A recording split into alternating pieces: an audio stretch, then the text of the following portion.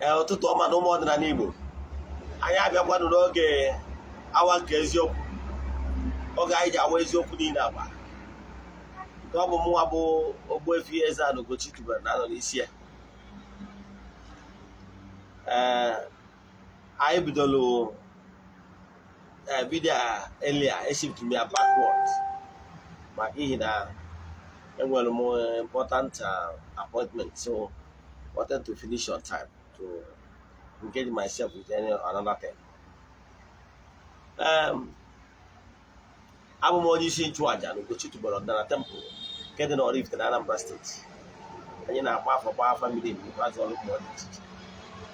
Abụkwazi m onye isi nchụaja na ọdịnala restoration na ministry. Ọ ngalaba na-afụ maka ịgbasa ozi ọdịnala Igbo. Anyị na-enwekwa ministration anyị every Wednesday, because anyị ji ekwubi okwu n'isi friends and well wishers all over the globe and our fans using ọdịnala method in our administration.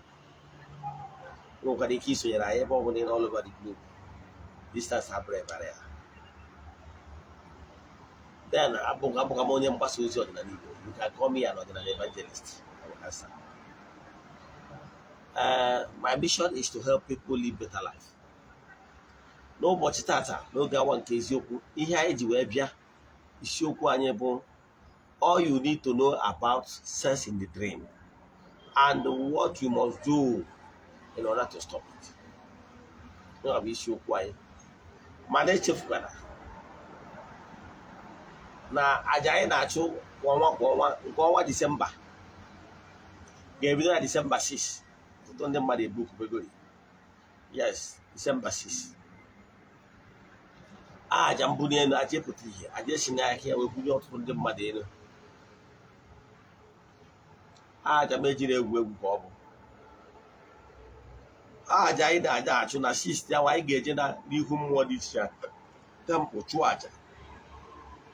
Then na-agọziri ha ọfụ every day for 14 days. Ụbọchị ọ ga-akwụsị bụ 19th. Egbukwazie anụ dị iche iche, chụọ aja dị iche iche, gbukwazie eburu wee mesara ka ndị mmadụ erikwa ma ṅụọ. Ị nwere ike isonye na aja maka na ọtụtụ ndị mmadụ esikwa na aja ekwesị ndị na-esonye ya mbụ amadụ ka esi eme, mana maka gị ọ bụ onye ọfụ, ị ga-emesi edere meseji na WhatsApp. Na WhatsApp number is 08057837672. Again, 08057837672. Send their message. I need from you. We forward the 3 prayer requests. Then make donation token to the account number. The chat is saying, but wasn't good details I needed from you. Can we keep book and then I got your aja 14 good days. Cabo or Quadimba. Keboa Bona Tata Bota 29th. On Thursday, about 1st of December. HF that 1st of December. For my birthday, I just celebrate love feast. Now go to the temple. Echefuna na love feast in the last year. All I have love feast. I consecrate I mepelo the new living house of Ogbuefi EZE-ANA Ugochi. Yes, Echefuna now na love feast in the last year, December 1. Ka ọgbara ọfala ọzọ EZE-ANA. Echefukwana nọ na that November 1 na December 1 last year ka anyị mekwala birthday. So all 3 things ka anyị melụ na last year ya love feast. So nke this year ihe niile ịyọrọ Chukwu okike na-arụ a o mezugo ha ncha. So love feast nke arụ nwa bụ just gratitude to the Most High and the entities of powers and our ancestors. Ndị mezugoro nkwa niile ha kwere tinyejara na love feast nke ara nwa. O nwere onye ihe ọma mere, o wee sị na o were yesterday ya bụ onye wee sendi ego efi wee sị m EZE-ANA na o nwere ihe ọma mere ya nọ No be na temple. No be na temple na September. October. No be na temple in October this year. Yes. So less than 2 months time ago, then 2 months ago. Obia. Alụ ụfọdụ ọlụ welu jee n'ihe otu Igbo Nijele wee yọọ ayịyọ wee kwe nkwa si na ọ bụrụ na ihe ọma merie na ya ga-egbu efi. Yes, na ya ga-egbu efi. So mgbe o kwuru ya ebe m wee jụọ esi ya edikwa shọ akwụkwọ na ebulu gị kwe nkwa ebulu ọ sị mba na ya emewuru ya na-efi ka ya ga-egbu. So mgbe o kwụziri ha I see okay. Anọ m yesterday or send them message na WhatsApp sị m na Eze-Ana na chọkwa na ihe ọma mekwara ya na chọọ ka emezuo nkwa ya bụ nkwa o kwere. Na chọọ imezu nkwa ya kwere na ya chọrọ ise ndị ego ego ya bụ efi ma mesara aka. So o sendịkwa ya ịghọtara ya. Ọ bụghịzi ịgwazi ego na o sendị mana o sendịrị nnukwu ego anyị ejigwu gonya bụ efi ma sikwa ndị mmadụ erikwazi ya ma ṅụọ. So ya bụ testimony onye ọ gwara m yesterday mụ na ya na-egwu sị m na ya jebere Abuja day before yesterday na ya mee ike ime egwu ya on Thursday nọ na temple. However, si mere ihe gaba n'iru. So na ya bụ ụbọchị Thursday a na-eme my birthday celebrate my birthday bụkwa our love feast. A ga-eji ohere awa wee kpọgụ mmụọ nọ n'Ugochi tụrụ na temple bụ onye bụ efi. Then ndị mmadụ ga-abịakwazị ga-erikwazi ya ma ṅụkwazi ya as usual. So on Thursday bụ December 1 bụ n'ọfịs n'Ugochi tụrụ na temple. Ebe ọ bụla ị nọ enwewo ike ịbịa ụlọ Oraifite biko bịa. Ihe ị ga-eri ma ihe ị ga-aṅụkwazi ama bụ nsogbu n'ụbọchị ahụ. Ya gazienụ. Ekenego m ndị afụrụ anya n'ụbọchị n'ihe ọma niile ha megoro sofa. Mana ka ha kwuo okwu n'ụbọchị taa ụbọchị nta ka a chụọ na Owerre nchi ga-abụ ụbọchị first hour. So ya bụ aja ekele onye a na-enye uche efi ya emekwunye bụ feast ọgbago n'ụdị dị egwu daalụnụ ka abụ ọkwa dị mkpa. So ị nwere ike ịbịa n'Ugochi tụrụ na temple ụbọchị Thursday bụ first, please do. Then before I gawa n'iru n'isiokwu anyị ji MTN card and Glo airtime anyị ga-enye fans anyị ijele nwanyị ara ya bego ọnọdụ obi. So n'isiokwu anyị ji bịa n'ụbọchị taata bụ what you must do to put a stop to sex in the dream. I reckon that sex in the dream is as a result of distortions in someone's life in the spiritual realm. Once your part or your arena in the spiritual realm is corrupt because of thought forms. Yes. Because of thought forms you created by yourself. Definitely, Galatians 6:7 says that whatever any man sow, so shall he reap. The whole thing will still flow back to you, the originator. Our mind is like a photocopy. Our mind is like a photocopy that photocopy everything. Everything, your mind photocopy everything, every thought. Or what, yes, every thought, whatever you have in mind. It could be something that you picked from watching movies, maybe nude pictures, or more watching pornography, or the thought forms you pick by looking at opposite sex in a wrong manner with lust. Now, if you look in that manner, you have already committed and distorted your spiritual arena, your spiritual vibes. You have corrupted it. And once you corrupted it, it has a way of flowing back to you, the originator. So it's not every sense in the dream you will give attribute to the mmiri or whatever. Sometimes, most at 99% are not from the mmiri. But people normally, once they have sense in the dreams, they will not give it attribute to one mmiri or the mmiri. Sometimes lifestyle, the way what you normally have in mind.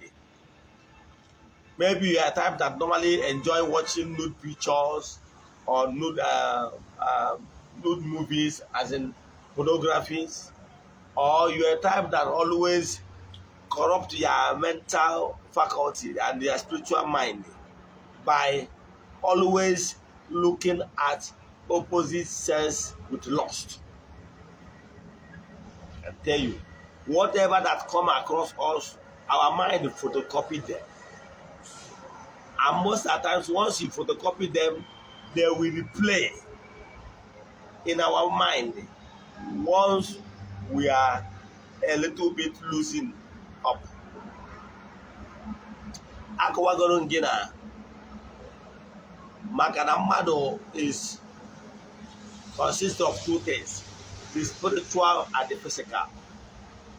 And wee gwa gị na the spiritual were the current on our drop. Gwa gị na the physical were current on our drop. Now the two currents merge together, create here a magnet connection. Like all now here they make a mother remain at the world of the physical. Yes, alive. But once you are fall asleep, then what it then means that your body are not giving out enough current in order to firm up the spirit. So for the fact that the body did not supply enough current to hold the spirit firmly, the spirit will loosen up a little bit. That's why in the dreams you find yourself wandering in the spiritual realm. Some people that have ability for astral travel do so. Depends on what you hear and depends on your guide. Yes, because as long as you are growing spiritual step by step, you accumulate kind of forces and guides, small guides. Example, is not the number of guides you attracted to yourself when you came back to Ordinana, and the number of guides you attract when you activated your spiritual power in a habago. And once in a habago, more in a way, more bodyguards. Come back, Miss Malagat. If you soldier, once maybe if you're a captain, and when you can get a full bodyguard. But I can tell you, once you reach Major, Colonel, Brigadier General, 3-star, then we begin to more guards. Then so the two are called the spiritual realm. So once you are spreading your tentacles and your ikegina basa, the more more entities of power backing you. Example, way better than Ordinana. Only more than so being a Bogota. I remember when I started newly. But as your spiritual strength in Abago, the more entities of powers, and they cannot join the cookie. They cannot join your team, they cannot join your temple, they cannot join in Abago. And by so doing, if we then are more than so give us and all get spread more of the hero. So here na check wabo those mwanwa in Bogota in more guns. So mana here na search in the dream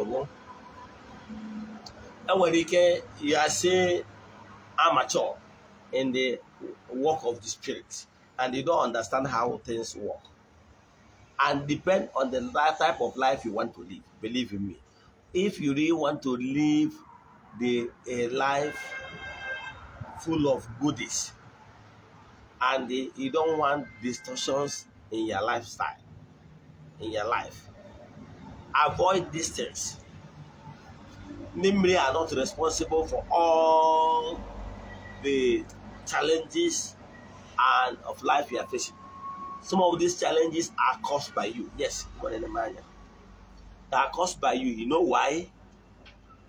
When you are a type of person that always engage yourself in those activities that attract oraifite and akaroweri, those impure acts, there is some impure act that attract those things to you. And the ones you engage yourself in doing some of those things that are negative, you are not following things how they should be. By so doing, you are attracting those oraifite and the ocho. And for the fact that you are attracting those spirits that are negative, they will always come back to you to mess you up. So when there is good things coming your way, and once you commit the act, everything crumbles. Everything crumbles. Because their work is to destroy you. Because you gave them the hand of fellowship. So what I'm advising you is, one, avoid watching pornography. Avoid watching nude pictures. Avoid watching pornography or if opposite sex. You never anya, never de anya. Yes, if you don't never anya, never de anya. You never anya, never de anya, in the sense that you anya, never maybe I won't even want. I won't even okay. I won't even mad. Don't work. Can I go on? If one, you never anya na de niruka mo na azuka. Mara na ọ na-agbakwa egwu etu kwesịrị. Ụfọdụ anyị newe anya ma o nwere ukwu nwere ntị na-agwacha flavor n'abalị a. So mgbe ị bụ onye na-agba efu ada mmadụ, ihe ị na-ene anya bụrụ those cups, believe in me, ị gbanahụrụ sex the dream. Because ị na-ene ihe ndị anya to stimulate your lost desire. Yes. Oh, nwoke ka ị na-ana n'iyi. Because mgbe ị na-esiri ụdị anya abalị, ibido imagine ube, how I wish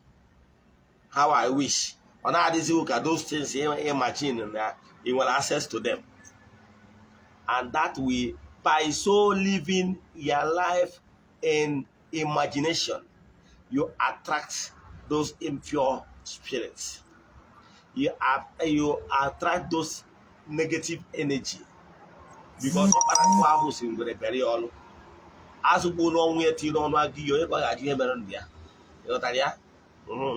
okay, why you should avoid it is that, let me cite an example.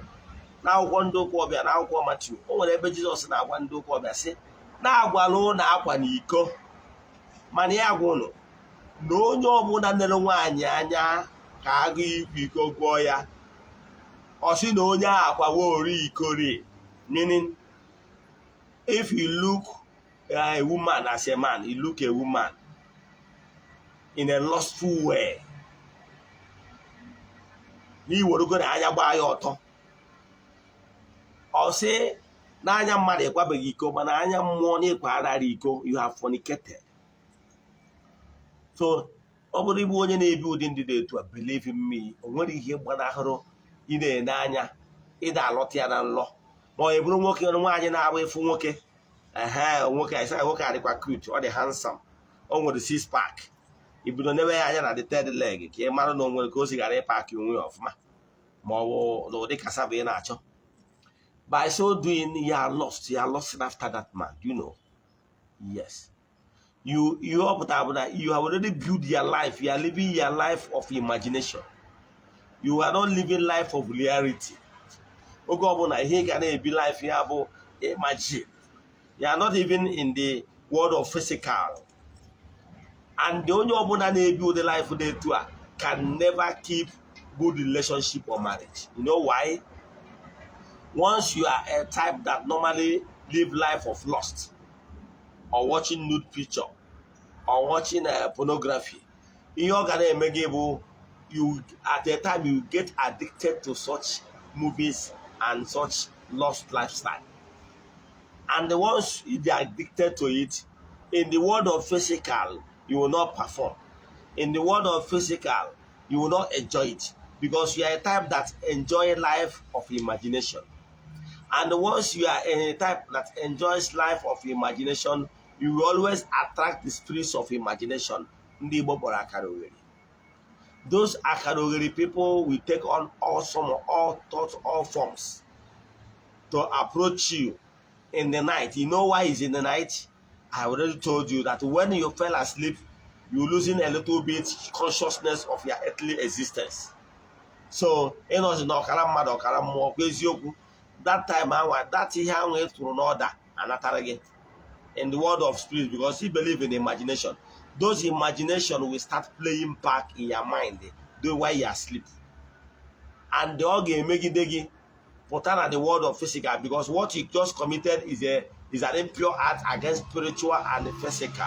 So okay, a bit of on the spiritual, yes, because the person you are imagining with, or the thought form that appeared in that person's physique, will not be physical, because you are living a life of imagination. It's like, so for that reason, the person will not be present. Now, for the fact that you are somebody that normally enjoy things while they are still not physical, you will be enjoying. Some of them will even shout. You will see them mourning.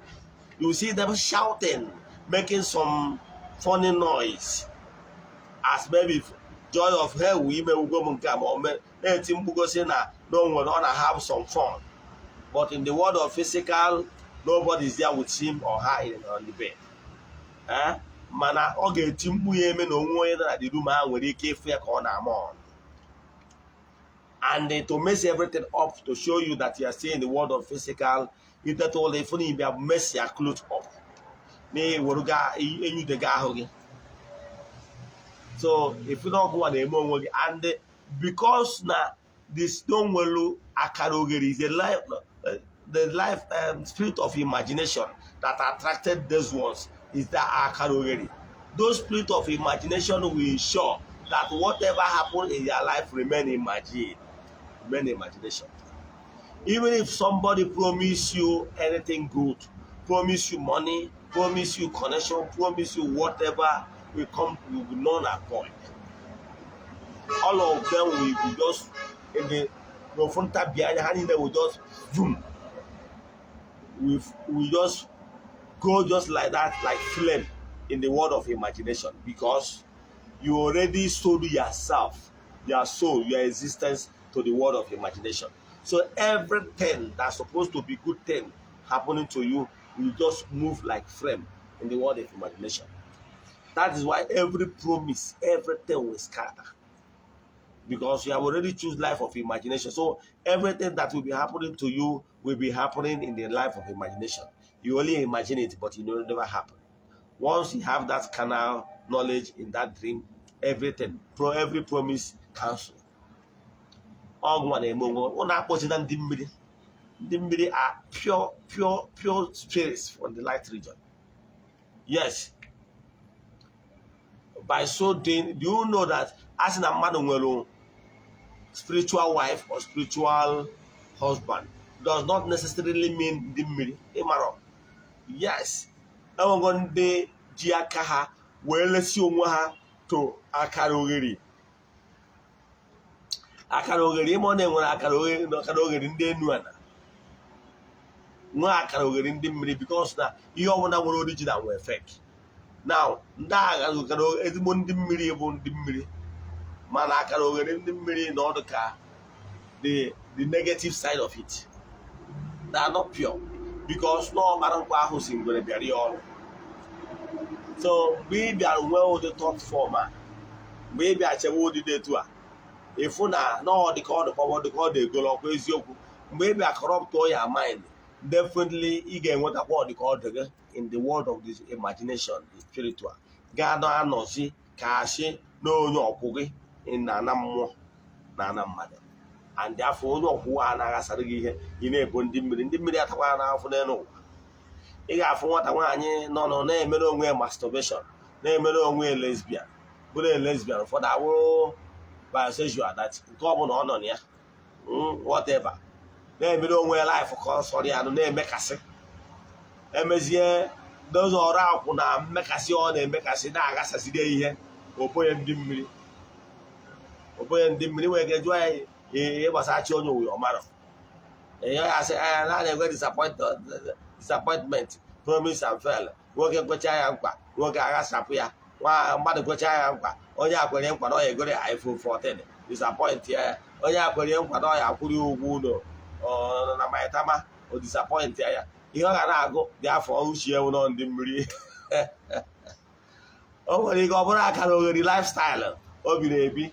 Or will be the life of imagination. Upon gentleman, we are welcoming social person on the high seat. Working out about the near on the 6-pack and the third leg. Or no way be life of imagination full. When I attract on way I can already, that's here. Already. And I will go back. I will exactly. Every year, every year, disappointment. Yes, Obogan Dimri Macadon and Dimri name every money. One nobody over a Brundimri. Oh, I am a Anacharacha. Ah, but mother exactly. Every year, up your Azugis. Yes, he will keep on him, but don't worry, can at that point in time when you go, I can't dimri area. Eotaria. So, Mauche, or Quasiamami here. Eotaria. So, what part came when over Macanoia, I come mad. Possibly life of imagination. Yes, everyone they married. Focus on your marriage. Try to be doing everything in the world of physical with your partner. It helps you. Yes, this sex in the dream have scattered lots of marriages. Yes, because you have already given out your time and in the world of imagination. And once you enjoy such things in the life of physical, you found wanted. Over a friend of mine from Imo State, Mabo, oh, Nabi here be scatter marriage. Yes, I remember that time. That was early 2000. I visited him in his house. That time he was a contractor. Oh, money I know into the same field. I know into water drilling. Into water drilling. So, when I buy this, I want some kind of beer. So, beer kind of hotel. Why I watch those abochi? That never won at daytime. I can't have a cabin. You know, on Uzio, Mazimo, the Jawasi go now. One here, I know that she's the bedroom and appetizing morning. Can the man appetize? Ah, the man will not warm so something. Now, if you see the woman, now I'm on as if no one in the bed. But I can't is you who is in a doggy nanya, one in the bed, and a fanya. No, you know, enjoy it with fact. She mourns more with that spiritual partner than with her husband. With her husband, on the couch sing. You know that, with her husband or brony in Mexico, but no, that the other side. Or more very seriously. So the husband went up on some map in any the woman, and immediately after the morning, back. Over the case, my rose up. If we just the woman call us as if now, no, marathon walk. You know, Mark or if you don't say Lahore, as if no, you make a tachifu. But she will look so tired. Almost is here, dear, I was here, one, or not interested. Bruce here, it is stop because I just say, oh, working there, stop, my band never there, and so do you. Or was you only Mexico? Image of him, China, or back, yeah, so I don't know what way. nke ahụ imere just to fulfill all righteousness. Here ka nwoke a na nwunye batụkudo at the end of the day marriage collapse as till today. I'm sorry, the woman that passed on some years back. They get this well from there. Kadia basis no where now. Yeah, we through life to the car abroad and say or yeah act in a film. Etu akọ dịkwa na nwoke. Ọ bụrụ some nwaanyị ka ọ na-emekwu nwoke. So ya na-achị kọwalụ gị bụ try to regret yourself. Ihe ndị a nwere onye ga-regret ka ọ bụrụ ọrụ dibịa ga-arụrụ gị. Ụdị ọrụ a you need first of all, you need to go for counseling. Oh, they all can now go to that. You need to go to counseling for you to understand that what you are doing is wrong, and for you to reject it. If the more guy on call, I will intercession minister. Then where prayer minister. If I say to intercession, we guys to DM to deliverance. So. Everything on way matter go to the spiritual implication of what they are doing not wrong. The council lawyer, if he just never get you police man, no one will get you go there and church. All the here now what break go many homes. Here now what break go many relationships. Because the man will be saying it that the woman are like Ria. Because during that, do you know that sex ensure bonding? Yes. If you're a married person, you have a strong relationship with your partner. Man, once there is a lack in sex, believe me, that marriage or relationship will collapse. Marriage, sex is like the oil, the lubricant that lubricates the union. But if you see another man now be those shit woman, ask them, they must have stopped sex for some time. But frequent sex lubricates union. Go to me anywhere. I walk out the web. I do web. I be that glow. I was a glow. I bought MTN. Glow airtime. 32 22 52 96 93 44 055. Again, 32 22 52 96 93 44 055. Lastly, 32 22 52 96 93 44 055. For MTN users, 47 85 49 98 36. Again, 47 85 49 98 36. Let me call it again for the last time. 47 85 49 98 36. Now I took work you kept bringing me any carrying in Akia. Ekubia Moku, go for this in the dinner, none that the bondage of sex in the dream. Then their life is filled with imagination. Then their relationship and their marriage are in shambles because of this act of impure and imagination. May they receive help from above. May they be liberated. Those people that are already addicted with this kind of life, may they receive every help needed to save their lives so that they will become normal human beings and live normal life. So that whatever that is theirs will stop eluding them. Now, Chukwu can pray me here. As I'm going to go under the influence of my voice. Mande no no mande no Igbo. Distance abure barrier. Now, Chukwu can pray me here. Only can in the Shinaki Abia. Oga adequano. Echinine. Bo to what is the ọ ga-abụkwa by 9 a.m. ka Nkechi ga-abụkwa. Ya gazie na echefukwana na Ogbuefi EZE-ANA Ugochi tubelu Oraifite birthday comes December 1. Ụbọchị anyị ji eme love feast Ugochi tubelu ọdịnala temple. Ya gazie n'ọfọ.